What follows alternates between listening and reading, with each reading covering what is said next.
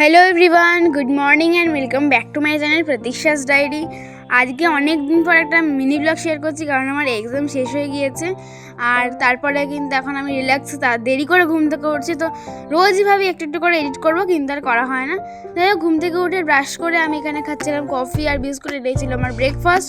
তারপরে একটা মামার থেকে পার্সেল এসেছিলো, এই পার্সেলের একটা সেপারেট ভিডিও আমি শেয়ার করে দেবো, তোমরা দেখে নিও, সেখানে লিঙ্কও দেওয়া থাকবে ডেসক্রিপশন বক্সে। তো আমি কিন্তু এখন এমন হয়েছে, ভুলে যাই যে আমি সব কিছু, তো স্নান করেছি, খেয়েছি, সেটা আমি তুলতে পুরো ভুলে গেছি, মানে কি খেয়েছি সেটা আমি তুলতে ভুলে গেছি। তারপরে এখানে কিন্তু আমি বানাচ্ছিলাম পনির টিক্কা রাতের বেলা, এটা তো পনির টিক্কাটা খেতে কিন্তু দারুণ হচ্ছিলো, মাঝে মাঝেই বানাই। তারপরে রাতের বেলা খেয়েছিলাম হচ্ছে কি রুটি, আলুর তরকারি আর বেগুন ভাজা, আর মাঝে একটু ফোনও দেখে নিয়েছিলাম। তো আজকের মতো ভিডিওটা এখানেই শেষ করছি, আবার দেখা হবে নেক্সট ভিডিওতে। Bye bye. কেমন লাগলো ভিডিওটা অবশ্যই কমেন্ট করে জানিও।